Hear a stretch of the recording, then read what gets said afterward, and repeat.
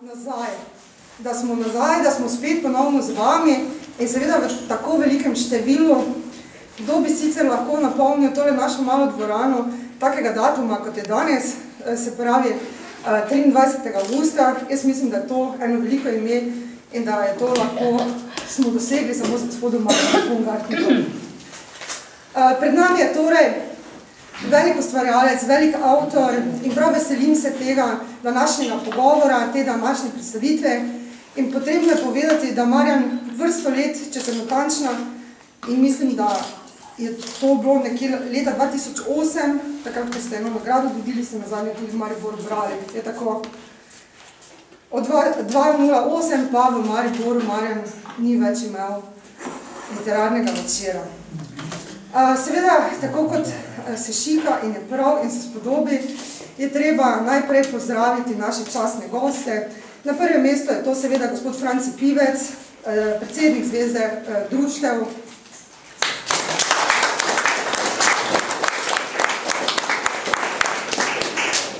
In noben veliki dogodek ne bi mogel miniti in biti brez gospoda Janeza Karlina, našega častnega člana. In seveda sem zelo vesela, da je prišel iz Radencev, Rade Bakračevič, predsednik Srbskega društva Štajerske skupnosti.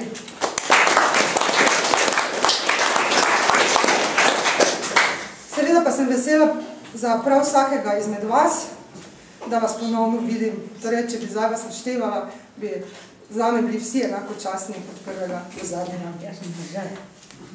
Tako. Torej, kot sem že rekla, Marjan je poleg tega, da je velik pesnik, napisal tudi vrsto otroških del, lutkovnih predstav. Opus zajema ogromno število, ker je ogromno število. Poleg tega bom pa začela kar s tem, kar sem bila danes jaz sama presenečena, in sicer z oblikovalskim delom. Poleg vsega, kar vi o Marjanu veste, sem prepričana, da mnogi med vami ne veste, da se je pa ukvarjal Marjan tudi z oblikovalskim delom. Pa mi povejte, Marjan, kaj več o tem? Pravzaprav po sili. Jaz nikoli, nekje po 90. letu sem rekel, da bi pač zamenjal poklic, pa sem bil nekaj časa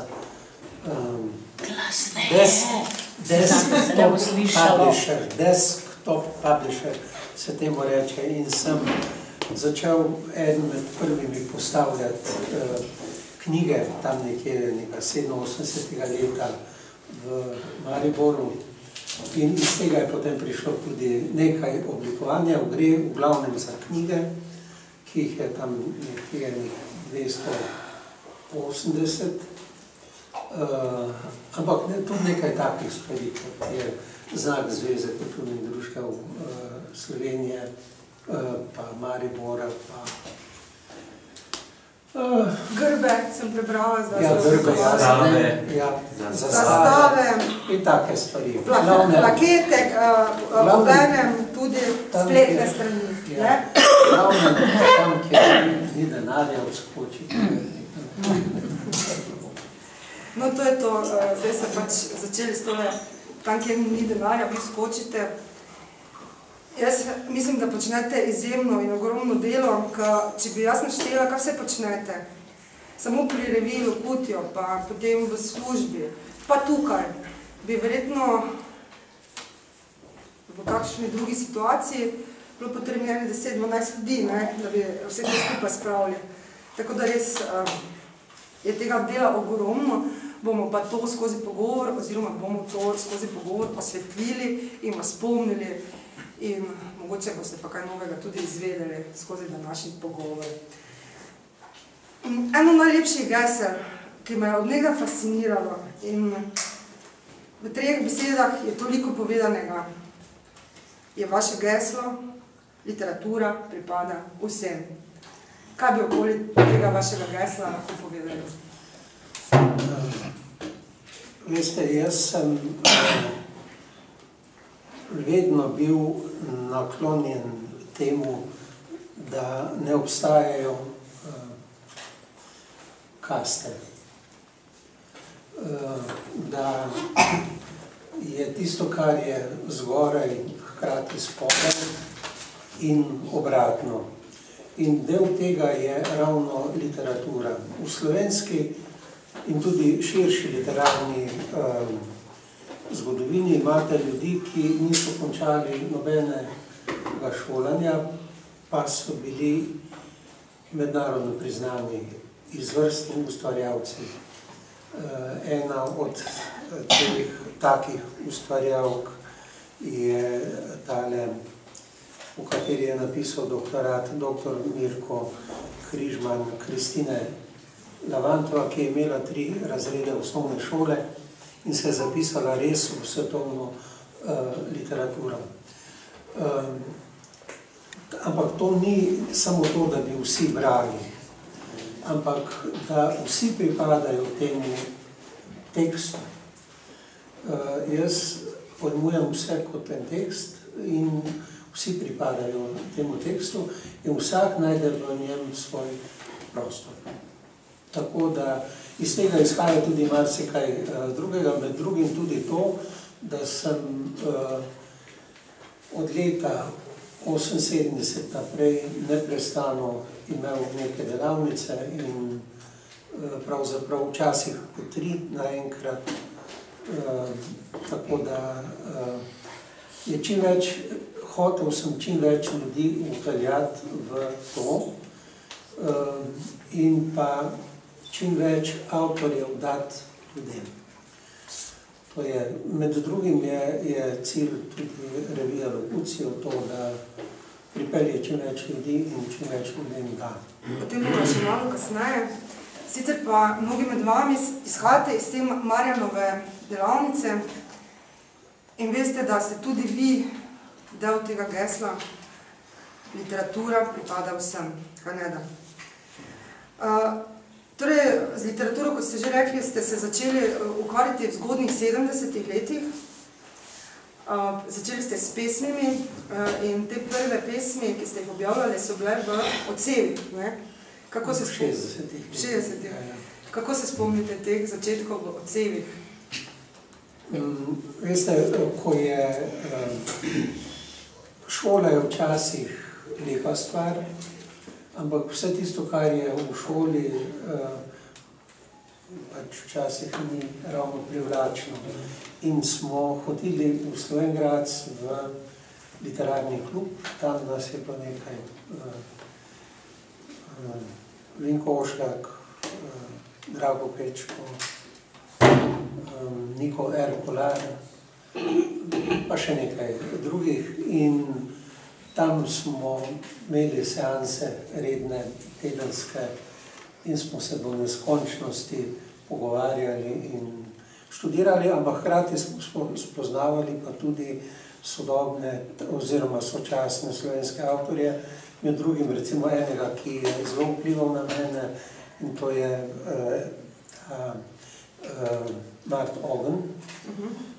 Pa tudi druge, tudi Aleksandra Prišolja sem spoznal, tudi Ivana Cimermana, potem Marka Kravosa, da ne govorim tudi Nika Grafina, recimo, to so bili taki, ki so prihajali tja, Hermana Vogla, normalno, Marjana Kolarja, tudi, tako da smo spet v stiku bili skozi ta klub z veljavnimi avtorji.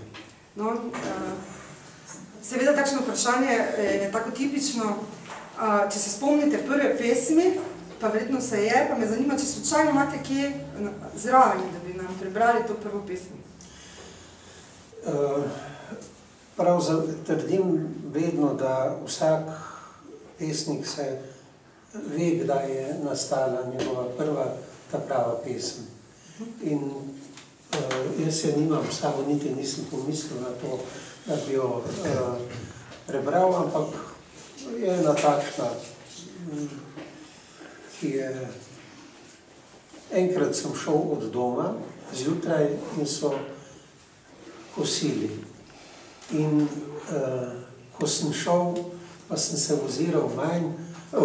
oziral nazaj je bilo vedno več brega pokošenega, tako da bi ga nekdo skokoma jedel.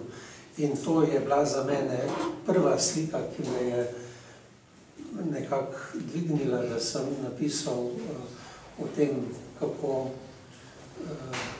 in niti ni bila niti socialna, ni nič, samo tisto, kako na koncu kosec z roko obriše koso. To je ena taka podoba bila, za katero mislim, da je tudi prva pesem, ki sem jo napisal. Kak je kosec obrisal z roko koso? Ja. Vi ste se naučili kositi? Ja, to je normalno to. Na vašem kraju. Od 10. leta naprej si kosil. Potem ste pa šli študirati v Ljubljano in sem prebrala, da vi niste kaj dosti tam časa zgubljali. Ni vas zaneslo tako kot mnoge druge literate. Prebrala sem, da ste napisali, da prve 3 mesece ste porabili za to, da ste se navadili, da niste več na Koroškem. Potem ste pa zelo hitro ugotovili, da niste tam zaradi pijanščine, ampak da ste prišli tja študirati. Zelo hitro ste tam tudi postali urednik na Radio Marš, ne Marš, Radio Študent, pardon, na Radio Študent in pa urednik Tribune. Kako to, da se vam je tako hitro, so vam stvari se tam odvile, ste prišli v taki krok, ali kako? Pravzaprav, takrat je bila FSPN, je bila, oziroma Fakulteta za sociologijo, mislim, da je ena od najbolj živih fakultet in dost zanimivih stvari se je dogajalo, čeprav bi rekel, da Ziher pa tako, da ravno to niso bila imena, ampak ravno skozi to se je pretakalo marsikaj iz hrvaškega oziroma jugoslovanskega prostora in bili so tile politologi, ki so se šolali oziroma ki so že videli v Ameriko, Francijo in tako naprej in tam se je dogajalo marsikaj. In seveda so bili tudi zanimivi ljudje, so se upisali, mi smo bili prva civilna generacija, prej so bili samo policaji upisani in partijski sekretarji. Mi smo bili pa pisni pa prvi, ki smo se upisali zaradi znanja in smo kaj hitro vsegli, ne takoj, kaj hitro, to je v 3. letniku smo že sedeli po uredniških okrog pa delali resno. Kaj hitro, ne? Zdaj, če preskočim zdaj malo ta življenjepis, pa grem na ena konkretna vprašanja. Seveda, zdaj, če smo ravno v teh letih, tako na vso vašo generacijo in pesniške kroge, tudi na vas vplival v dobri meri Šalamun, zato svojo pesniško zbirko Pope. Kako se tega spomnite? To je zanimiva stvar bila. Enkrat mi je Tone Sušnik, sin starejšega Sušnika, prinesel eno knjigo, ki mi je tako dal v roko v 3. letniku in je rekel, poglej, Marjan, kaj se danes vse piše. Ni mislil ravno tako pozitivno. Jaz sem tisto stvar vzel, sem enkrat v šoli prebral, 2-krat na avtobusu domov, 3-krat po poti domov, 5-krat doma in sem bil že čisto iz sebe. In zjutraj sem prišel, vodil sem literarne oddaje na šolskem razglasu in sem jim kar tam bral gobice, pa ne vem kaj vse. Čisto se mi je odpeljalo, kot se temu reče. In vsi so me čudno gledali, kaj to je. Šalamun je res tisti, ki je prvi odprl vrata eni novi slovenščini. In tudi enemu novemu dojemanju literature. In to ni bilo samo, da bi on dal. Vsi smo to pričakovali in vsi smo to že na nek način vedeli. On je samo prvi, ki je to izrazil. In bi rekel, da je od avtorja do avtorja se pozna, kako je vsak svoj prodor napravil v jeziku. To je ena velikanska sprememba v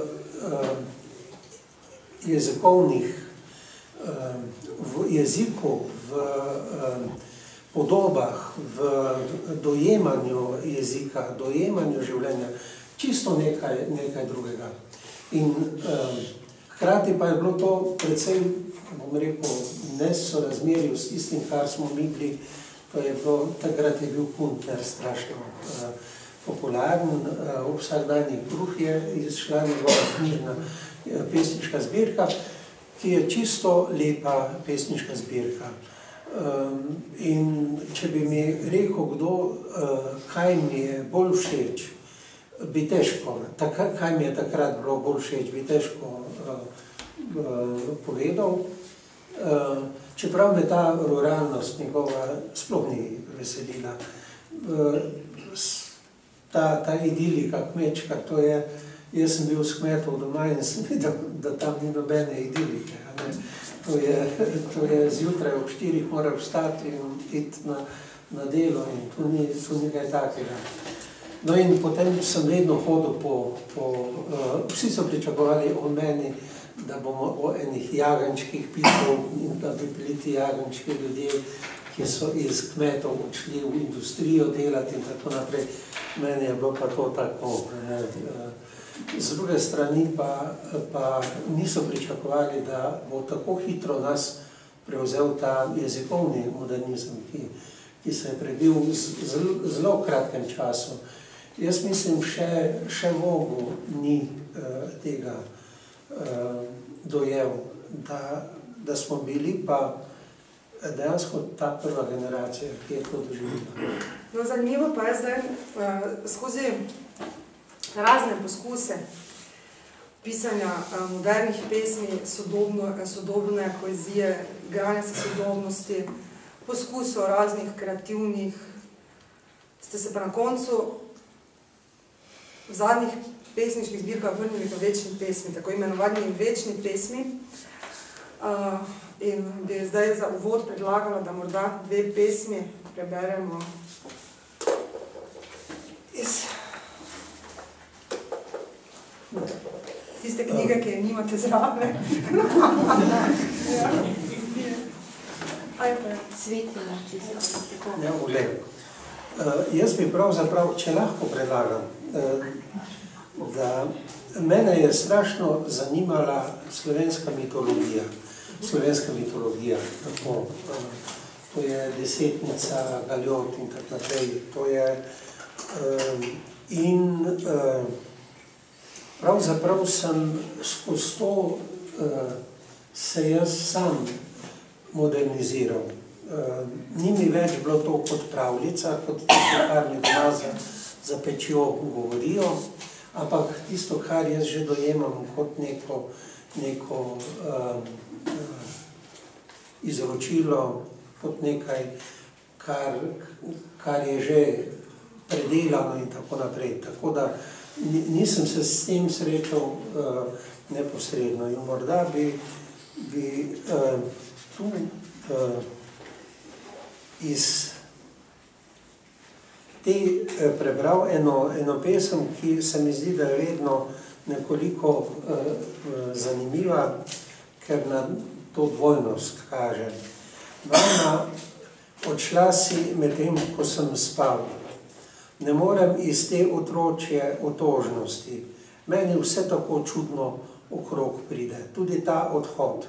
Tudi ogenj, ki se razrašča z omamnim vonjem. Tudi ozon, ki ga prenašaš od zunaj in se ti usipa z obleke. Tvoje vrtenje po kuhinji prihaja skozi leseni strop.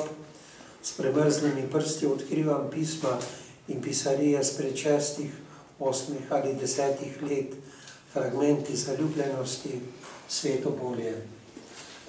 Se mi zdi, da je to ena taka pesem, ki me je povezala s tem svetom tam in hkrati z nekim novim svetom. Ko sem pred kratkim govoril z Đurom Redmarovićem iz Zagreba, je rekel, pravzaprav ne poznam nekoga, ki bi še pisal o tem kmečkem svetu. In jaz se tega nikoli ne bom znebil. Vedno v teh novih pesmih mi vedno znova prihajajo, niti ne otroštvo, prihajajo to, kar je tam bilo. Boste mogoče kakšne nove pesmi prebrali?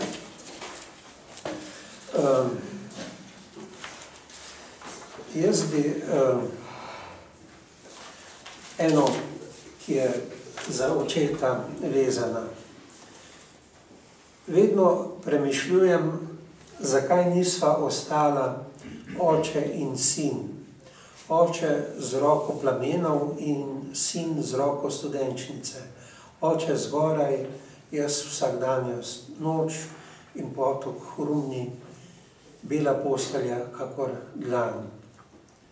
Vedno premišljujem, zakaj nisva ostala oče in sin, ti buden in poln nekakšnih plodnih glasov, jaz kot otroških strah, sam na svetu v posteli, zbujen v nenadno tišino.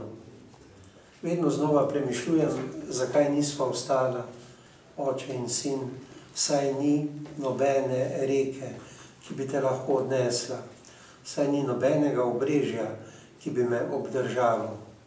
Saj sva bila samo ti oče in jaz sin.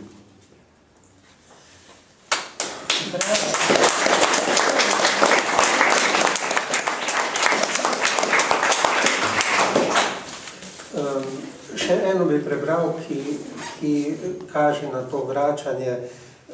Zadnje čase me nekako privlačijo zvezde.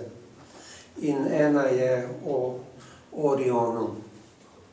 Meisa, Betelgeuse, Bellatrice, Mintaka, Anitak, Alnilam, Tabi, Saif, Rigel.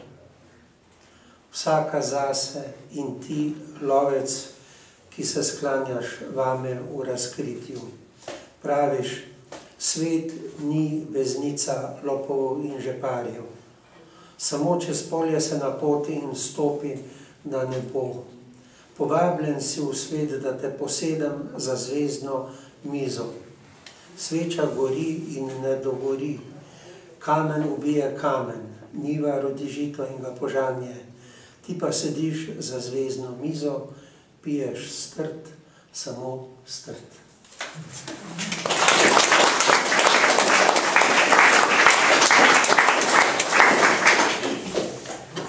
Jaz sem kar zdaj nekaj časa dala temu pesniškemu delu z enim samim namenom, zato ker vi, kljub temu, da ste bili urednik številnih revij, da ne nazadnje urejate prvo slovensko online revijo, da ste bili dolga leta, od 78. leta mentor, da ste napravili veliko lutkovnih del, potem otroških knjigic, pa vendar ne govorite, da ste pesnik. Zato sva namenoma naredila takšen dolgi pesniški uvod. Pa bi še morda za ta uvod eno. Še nekaj mogoče novejšega. Malo.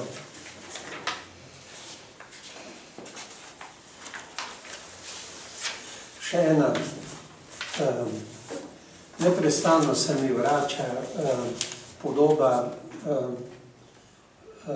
mame, ki je žela po noči ječmen.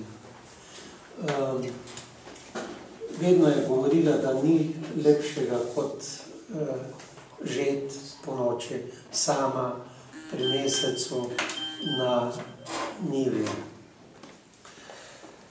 Tako polna je noč hladu in toplote, zvezd in mesečine in potoka, ki se belo bliska v strugi. Pšenica bela čez laket pada, ko jo v snope vežeš, in srp je brez misli oster. Od sosednjega pobočja odmeva sem od črnih smrek, ko ga brusiš. Kako je poln mesec, zvezde ti zro v pognjen hrbet, skozi veje svilnato sova zareže, svoj let v noč. Zgoraj na nebu rožno Mars brli in danica, kot bolečina mehkobo meseca proseva. Srb gre skozi življenje z brezmiselno ostrino. Samo ena reber je z belo pšenično njivo, ko sanje položeno čez Božje, kot sanje položeno čez Božje koleno, in ti svoj ostrivnik posluša, kako nate laja sem od črnih smrek sosednjega hriba.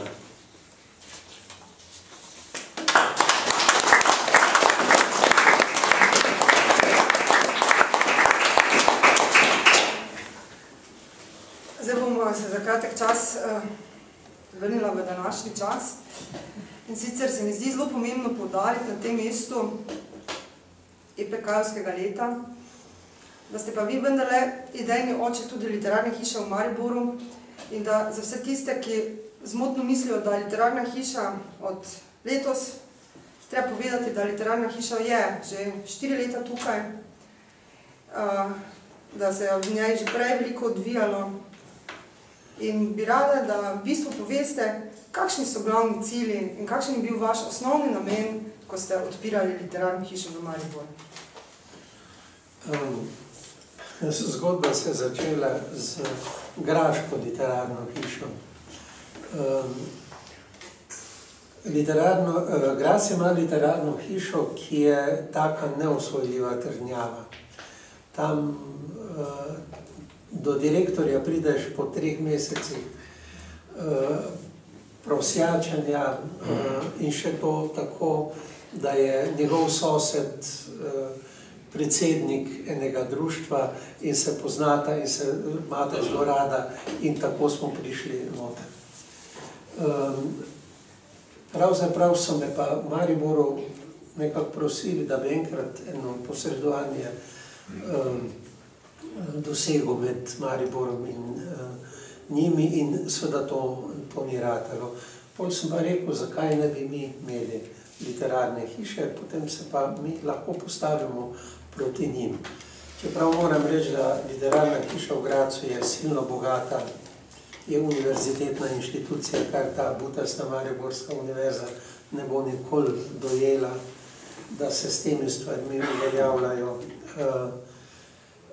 da imajo zelo veliko denarja in da so si ga pridobili z EPK-jem, njihovim Evropsko kulturno prestolnico.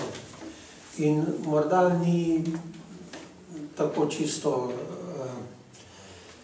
vse to, kar smo vsa ta leta delali, od 90. naprej, neprestani stiki z Grazem, neko drobno prevajanje, neke drobne prireditve in tako naprej, so pripeljale do tega, da je letos izšla ena številka Lichtungen revije, kjer so zastopani predvsem ti avtorji, ki so pri njih gostovali. In to se mi zdi zelo pomembno. In ko smo prišli v literarno hišo Graz, je bilo tam 100 ljudi, navdušanje popolno in res lepa prireditev bila. In sem videl, da pravzaprav ne gre za to, da bi bili oni zaprti, ampak da so oni tako visoko in tak kvaliteten program imajo. In tako da Slovenija se ne more primerjati s tem, kar ena literarna hiša v Grazu dela. Seveda za denarjem. Seveda pa je tudi res, da če bi zaživela ta osnovna ideja povezovanja v literarni hiši, se pravi, da bi vse stvari, vsi dogodki, ki v mestu se odvijajo v zvezi s knjigo, v zvezi z projekti literarnimi, se odvijali v literarni hiši, pa bi tudi podoba bila precej drugačna in tudi denarna in finančna podoba. Ampak mi dva se letos ukvarjava z 5 projekti, pa naštejte zdaj na hitro še teh 5 projektov, da bodo vedeli, kaj se Veste, kaj je? Pravzaprav smo dobili ta program pri EPK-ju zaradi tega, ker smo stopili nad posameznike in nad organizacije in smo rekli, da je to hiša za vse. in da hiša, da pomeni pretok. In ena od pomembnih stvari zelo pomembnih je to, da nastopajo tu mariborski avtorji, o katerih ne slišijo drugod, ali pripadajo temu, ali pripadajo drugemu, ampak enostavno so izključeni iz Maribora. Recimo, meni se zdi, da zanimivo, Slana kot pesnik se mi zdi, da je prav tako pomemben kot en drug pesnik, recimo kakšen brevar ali pa kakšen. In nimam tega predsodka. To je ena stvar. Jaz vedno trdim, da ni bolj mrtvega človeka, kot je mrtev pesnik. Vsi se strašno oddahnejo, ko nekdo umre, da jim več ne hodi v zelje. Čisto preprosto. To, kar so za Steva Jobsa rekli, da je skrajni čas, da se je umaknil tak, jaz mislim, da se razmišljajo tudi. In je dostikrat krivično, da se danes, recimo, da danes v mariborski knjigi ni Nade Gaborović, kar se mi zdi grdo, recimo. Da je izključena vnaprej zaradi enih političnih zamer in tako naprej. Pa da ne govorim o Slavku Jugu, da ne govorim o drugih, ki so pomagli, Milanu Štancarju, na koncu tudi Francetu Forstneriču. Danes preprosto ti ljudje več ne obstajajo. Se tudi v Sloveniji, če ste opazili, Zajca ni več, Bena Zupančiča ni več, ni več Petra Božiča ni več.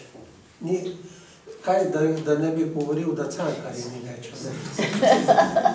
To je tisto, da je mit enih živih ljudi, ki so sposobni se boriti za sebe, zasest položaj, to meni ni. Recimo, to je tak.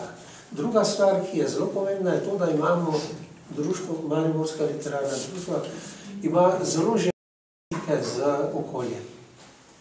Z Zagrebom, z Gradcem, z Koroško, z Primorsko in da pritekajo sem ljudje, ki jih pravzaprav Maribor ni vabil. Če vam povem recimo to, da je prvič nastopil Ivan Minati na literarnem večeru v naši organizaciji, ne boste verjeli, v Mariboru. To je zaradi tega, ker tam so ga v nekih kurirčkah, so ga dajali po šolah, pošiljali, pa v Mariboru ni nastopil Ivan Minati. Ko smo ga pripeljali sem, je tako tožno gledal, da je bil že star in tako naprej. Recimo, cela vrsta zamejskih avtorjev, razen v Mariboru v organizaciji Koroških kulturnih dnevov, ki jih skupaj z klubom koroških Slovencev organiziramo, recimo prihaja sem in nastopa tukaj. Recimo Maja Haderlapova ni nastopila v Sloveniji. Veste, to je zanimivo, veste, da ne govorim, da je Jani tale Osvald, da ga nikamor ne povabijo, veste. In to je zelo pomembno, da ta pretok obstaja.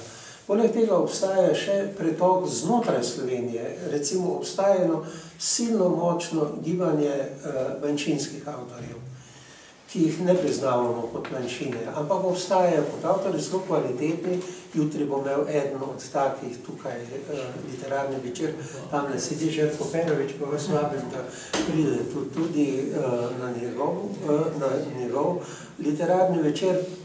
In je tudi to neko odpiranje.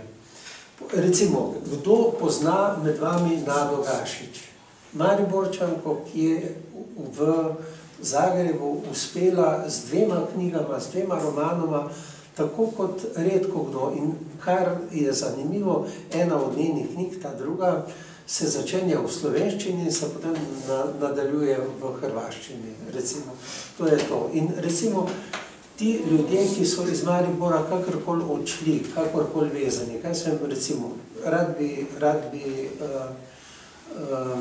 Janka Jezovška, recimo, še pripeljal rad bi pripeljal. To so ljudje, ki jih več ni mogoče inštalirati v Maribor, ki so z Mariborom nekompatibilni. Pridajo sem, pa so čisto nekaj desetega. Franc je bo vedel povedati, kakšen strah nam je ustvaril Janko Jezovšek, ki je prišel na predstavo, na proslavo reformacije, postavil oder tako, da vse obrnil na glavo in prvo, kar je prišel, pa je rekel, kaj bom jaz Žid vam prepeval židovske pesmi, vam protestantom. Saj vi veste, da so protestanti večji antisemiti od Hitlerja. In je potem začel preigravati eno melodijo in je ugotovil in je prikazal korene avstrijske himne, ki izhaja iz ene židovske pesmice iz Sarajeva. Recimo, to je ampak tako lepo, s takšno dramaturgijo, da jaz mislim, da samo ta naš novi župan ni zastopil.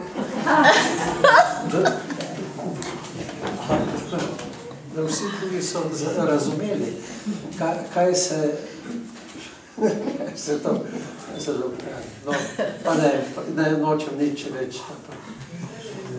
Zdaj, v vašem življenjepisu ste šli skozi razne revije, ste bili urednik raznih revij, zdaj pa urejate spletni časopis Loputijo že vrsto let, kot sem že prej rekla, od katerega leta? 97. leta. Začelo se je, to je zelo zanimiva zadeva. Rekli smo, da za poezijo ne bomo več sekali dreves in da bomo objavljali samo še elektronske knjige. Potem se je bilo treba to naučiti in to mi je trajalo 3 leta. Od 93. do 97. 4 leta približno sem se jaz učil, potem sem pa že lahko sestavil prvo revijo. Prva revija je bila pravzaprav posnetek ene revije, ki smo jo začeli delati tako na papirju, ampak nekako nismo spravili ekipe skupaj. Pa sem pa rekel, nič, bom pa jaz začel delati in smo začeli. In do leta 2005 sem jo tehnično urejal jaz, pol je pa en kolega, Marjan Šejanc mi je zrihtal enega Edija Milavca, ki je, kar moram povedati, kar je ne mogoče v Sloveniji, napravil zastojn dizajn, postavil zastojn stvari in nam dal tudi zastojn server. Tako da niti enega centa nismo porabili za to, in ker ga je to pač zanimalo. Njemu je to nekaj novega bilo in zdaj je približno 150 avtorjev, 1050 avtorjev v tem okviru vezanih. Niso vsi objavljeni, ampak so na nek način vezani na revijo in približno 2000 prispevkov je objavljeno, pa približno 700 avtorjev. To je trenutno tudi največja zbirka biografij, sicer tako nepopolnih, ker Še enkrat treba povedati, da je Loputijo bran po vsem svetu, ne? To je pa druga zgodba. Tudi iz tega sveta avtorji pošiljajo, ne boste mislili zdaj, da je samo naša sredina, ne? Torej vidimo tam avtorje iz Amerike, vidimo avtorje iz Avstrije, ne vemo odkot vse, ne? Iz Jemna. Zelo pomembna dopisnica je Irena Knehtlova, ki piše pesniške kolumne, uvodnike iz Jemna. Ona pravi, da razmišlja o tem, da bi kandidirala za žensko predsednico Jemna in jaz jo v tem v celoti podpiram. Ampak je pa en prekrasen linija teh zapisov o arabski kulturi in o dojemanju arabskega sveta od znotraj, z ljubeznijo, za razliko od ameriškega dojemanja, ki je sovražno temu svetu. Ona pa je na tako ljubeznijo. Zdaj ste povedali eno zelo visoko cifro, koliko je obiskov Gutija, zdaj je šla 68. številka. Zdaj je šla 68. Se pravi, vsak mesec izide, ne? Ne, izide na 2 meseca, enkrat, kar je grozno. Vsaki je približno 30 do 35 avtorjev in ko spremljamo, kdo bere, to je tudi zelo zanimivo, ko spremljamo, kdo bere, 60% berejo Američani, 20% berejo Slovenci, ostali pa Rusija, Ukrajina, Hrvaška, Nemčija, Švedska, Srbija zelo dosti, Italija in tako, Francija in tako naprej. Jaz sem se vedno spraševal, zakaj in Kitajska recimo, zakaj pravzaprav nek Kitajec bere, ali pa en Američan bere to stvar. Moram reči, da Kitajci berejo zaradi tega, ker se tako učijo slovenščine. Pri njih je slovenščina jezik, ki je vreden in tudi oni ga potrebujejo zato, da prevajajo svoje priročnike za uporabo v slovenščini. Čist preprost razlog. Druga zadeva pa je, da je zastojn, da je odprta, da se za to nič ne plača. In to je, jaz mislim, da je ena od poglavitnih stvari, ki nam gre v prid. Bom rekel tako, zdaj na milijon obiskov se je resetiralo, tako da zdaj imam 2 milijona obiskov približno, od tega pa je 500 tisoč cirka v zadnjih 3 letih je pa branj. Kar pride na mesec tako 6 do 8 tisoč branj, ker se evidentirajo, kdaj samo obiščajo in kdaj berejo. In to se mi zdi za eno revijo kar solidna številka. Naj mi pove ena slovenska revija, da jo berejo tako. Je pač prednost interneta je ta, da je res dosegljiv po vsem svetu. In moram reči, da brez težav najdemo zvezo z Avstralijo, tole Cilko, kar se že piše, ena pisateljica naša, ki piše v slovenščini in v angleščini. Da ne govorim o tem, da smo stalno, ko je še Mihaela Hojnikova živela, smo stalno ohranjali njeno zvezo in smo bili mi, pravzaprav mariborska publika, njena edina publika. Da ne govorim o tem, da imamo s Kitajsko kdaj, pa recimo s Francijo in tako naprej. Poleg tega, da ste vrsto let urednik raznih revijah, ste pa bili tudi urednik v mariborski založbi, oziroma ste še vedno, ki je nastala pred 20 leti v sklopu literarnih delavnic, ki ste jih imeli z mladimi, starejšimi in najmlajšimi. Koliko pa je prišlo knjig že v mariborski literarni družbi? Koliko jih je šlo? Ni še 20 let, 98. leta. To je bilo tako tako počasi je nastajalo, da sem mislil, da že ne bo nastalo. Ampak na koncu nas je pa 10-15 podpisalo tiste pristopne izjave. Jaz mislim, da je med njimi Berta Čoparova tukaj, pa Senica, Anton Majda. Senica je tukaj.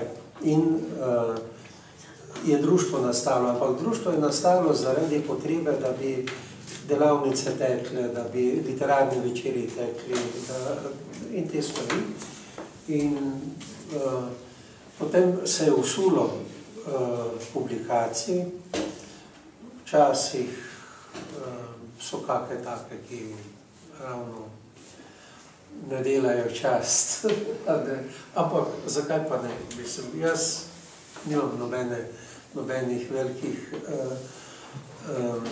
iluzij, da tudi ta velika slovenska literatura kdaj pod zvenečim imenom ne izdaja stvari, ki ni vredna počenega groša in lahko stoji s ponosom ob eni taki knjigi, ki je nastala pa recimo v eni amaterski. Torej, urednik, kolikih knjig ste?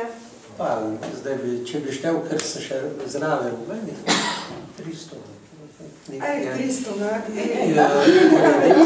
Samo 300.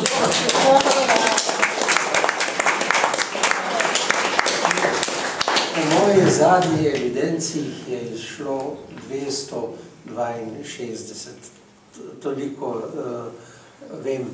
Napravili smo strahovito zmedo s vsemi mogočimi zbirkami. Osnovna zbirka je Mariborska literarna družba, ki je za prvence. Tam je že čez 50, kar je lepa številka. Potem je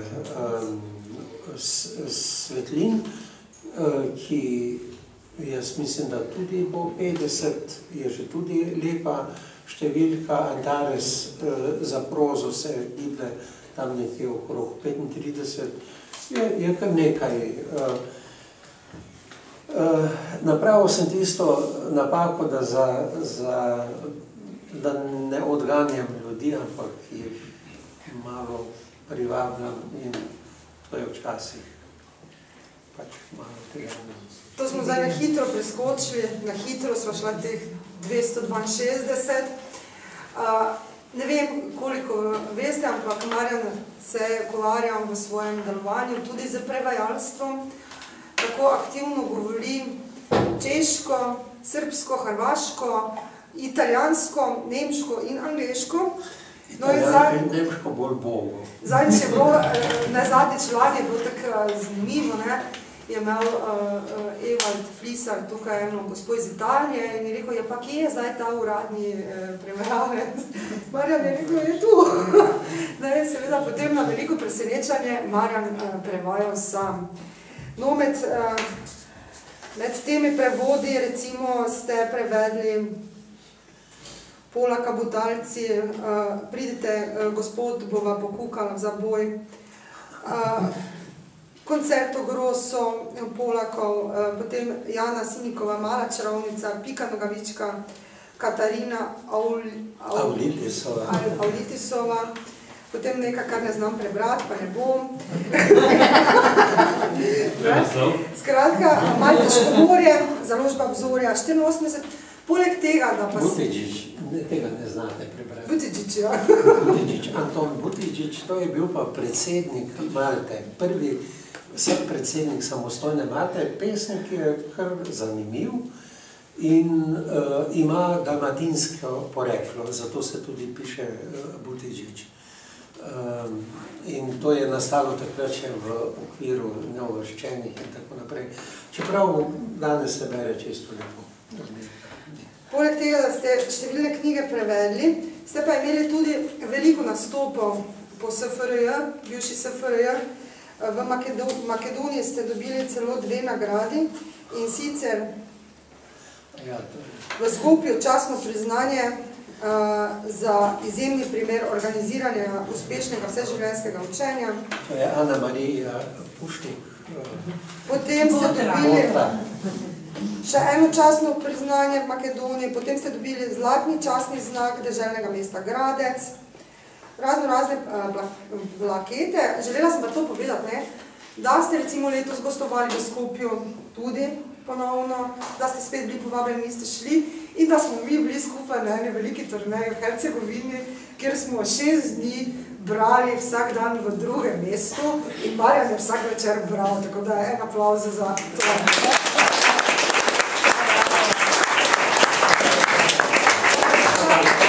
Naj povem, da je prišla, bili smo v Stocu, se reče, v Stolcu, in je tam prišla ena gospa, ki je rekla, jaz sem pa prišla danes na posebno povabilo Milanke Dragan.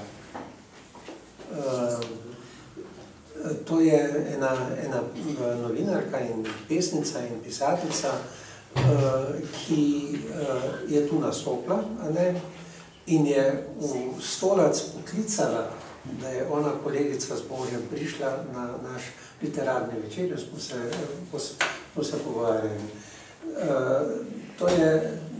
To v Hercegovini je bilo tako luščenje, bom rekel, malo potemnelih spominov na vse tiste kraje. Res je bilo lepo in lepo, da je Željko Perović to organiziral. Tako lepo in profesionalno. V soboto pa nastopa tukaj tudi idejni vodja te turneje, admiral Mahić, in sicer v sinagogi. Ne vem, prosim? V sinagogi. Ne vem, kako si Marjan Toš predstavlja, vsi Židje imajo v soboto mir, on pa ravno na soboto. To je tudi izziv, ne? Skratka, veliko ste to prepotovali včasih, veliko ste imeli teh nastopov po raznih krajih bivše republike, seveda po Sloveniji, objavljali. V 90-ih letih pa ste se začeli ukvarjati z otroškimi deli in pred nami je tukaj kar par knjigic. Napisali ste precej lutkovnih dramskih del, pa potem pravljice Vodni mož in Lepa Polona, Sonček Kesi, Petre Stepke, Razbojnik Kandut in druge pohorske povesti. Moram povedati, da te lutkovne predstave niso bile samo v lutkovnem uprizorjene, so tudi v gimnaziji potem uprizarjali razne igre. Med drugimi so lutkovna in dramska besedila Kralj Friderik Zobati, Vodni mož in Lepa Polona, to smo zdaj ravno kar brala. No, skratka, veliko teh besedil nastalo, ne? Ste rekli, da ne boste brali, ali pa boste vse... Lahko povem pa eno zgodbo, ki je zelo zanimiva bila. Tu sem bil v hotelu City in ena deklica nekaj si zapisuje in vidim, da si zapisuje moj priimek, ne da bi jaz povedal, kdo sem. Pa sem, kaj se midva poznava. Je rekla, ja, jaz vas poznam, pravi, jaz sem v 3. razredu osnovne šole igrala Brezo in Kresničko, sem rekel v igrici, zakaj moja lučka ne sveti. Bi pa mogoče vseeno kako otroško pesmico za pokušeno tako? Ne znam, bi pa prebral mogoče iz tega eno zgodbo, kako jo bom našel.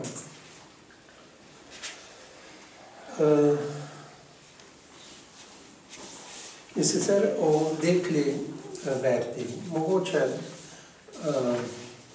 malo me to spet vračanje na Pohorje. Dekla Berta se je vračala z Dnine. Ves dan do temne noči so kopali krompir in utrujenost jo je vlekla k tlom. Večerja, ki jo je kmetica prinesla na mizo, se skoraj ni dotaknila. Vzela je svoje plačilo za opravljeno dnino in se odpravila v noč. Noč je bila temna, meseca ni bilo, oblaki pa so skrivali zvezde. A njena noga je poznala pot sama. V gosti temi je že po šumu potoka vedela, kje je. Prišla je do Dobrave. Tam je bilo drevje redkejše in zrak hladno vlažen, kajti med drevjem so bile močvirne lokve. Že nekaj pijancev se je utopilo v njih, ki so zašli s poti. A Berta se ni bala niti lokov, niti strahov, v katerih so pravili, da hodijo tam okrog.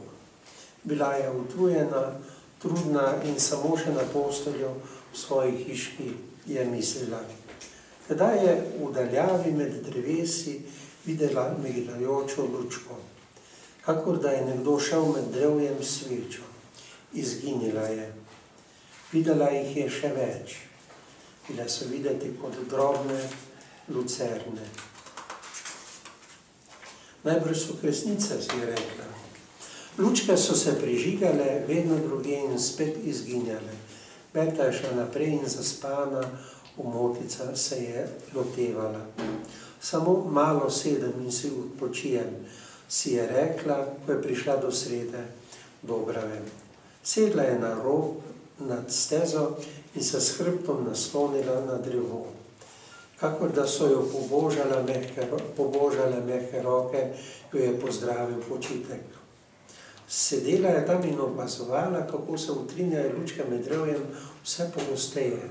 Najprej jih je bilo le nekaj, potem pa vedno več in več.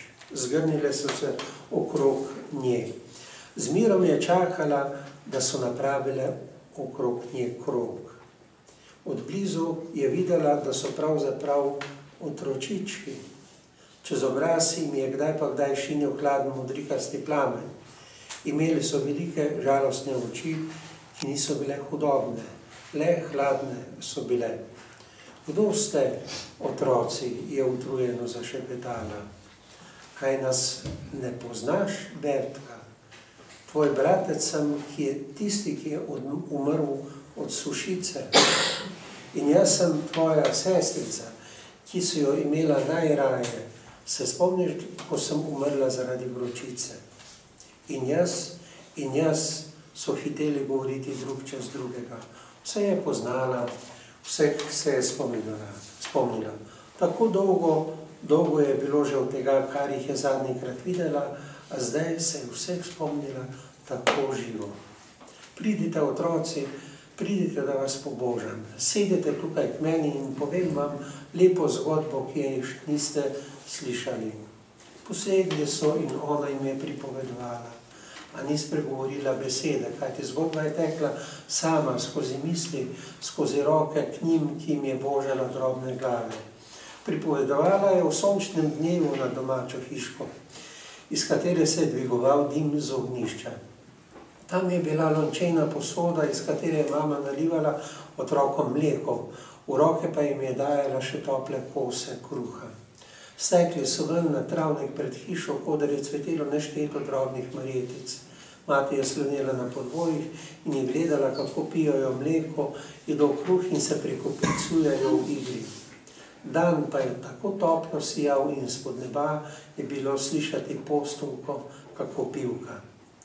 Plamenčki pa so sedeli in zaverovano poslušali zgodbo. Potem je dekla Berta obmolknila. Nobena beseda več ni stekla skozi njene roke.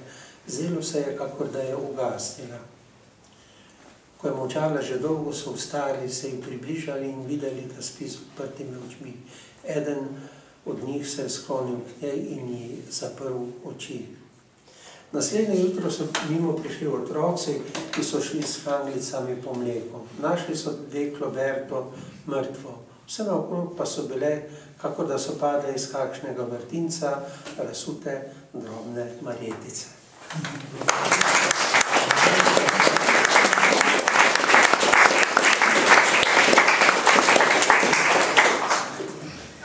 Danes sem slučajno našla en intervju, ki sta ga gospodom Francem Pivcem delala pred natančno 10 leti.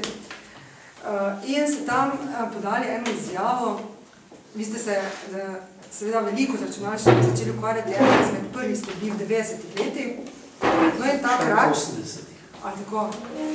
No in ste takrat rekli, leta 2002, da slovenski avtorji so premalo zastopani na svetovnem spletu, da bi mogli to bolj izkoristiti, da je v tem prihodnost, da napovedujete, da bo kmalu imelo veliko ljudi, beralnike in tako naprej. Kako vidite danes to stvar 10 let kasneje? A je že 10 let? Je. Ja. Jaz mislim, da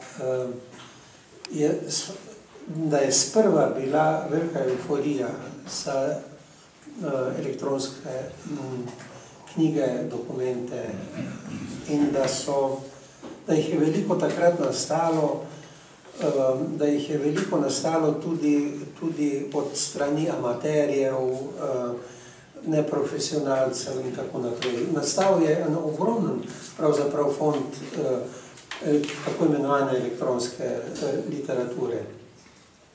Zdaj pa se je nekako zaprlo in se je začelo prodajati to. To je tako. Ampak dobro je to, ker so nastali veliki sistemi kot Amazon, kot, kaj svem, ta ruski, kako se imenuje, sem pozabil, ki hkrati skrbijo za avtorstvo, za distribucijo, za bralnike in to nekako kot sistem to nastaja. Danes lahko bralnike vidite že tako čisto normalno, čeprav ta soba od teh tabličnih računalnikov, to je nekaj, kar bo še dolgo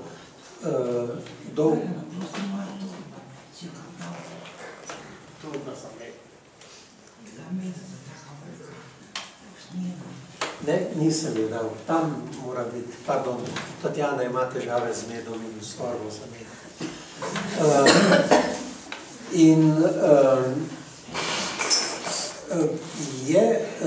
Celo Google je šel nazaj. Google, te njihove knjige niso več v taki meri dostopne, kot so nekoč bile. Vendar pa mislim, da je to taka revolucija in v založništvu, in v knjigah, in v knjižničarstvu, da bojo knjižnice kot take, kot recimo Mariborska knjižnica ali pa univerzitetna kot skladišče knjig, recimo, da bojo preprosto izginile.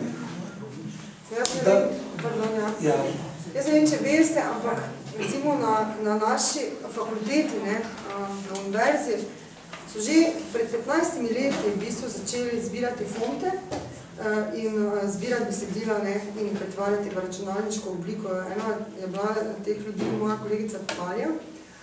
Zatem danes, pa recimo na Facebooku vidimo, da razne založbe se ponujajo, da pri njih pač izdate elektronske knjige.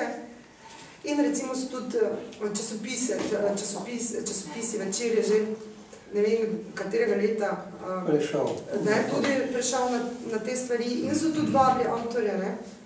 Zdaj pa kdo med vami, ki želi elektronsko knjigo, kar pogumno, na Facebook, pogledajte te reklamice, prijavite se in boste dobili zelo malo svojo elektronsko knjigo. Ampak. Ja, povej. To ni tako preprosta stvar. Jaz ne bi rače sešolenega guruja. Sistem mora biti.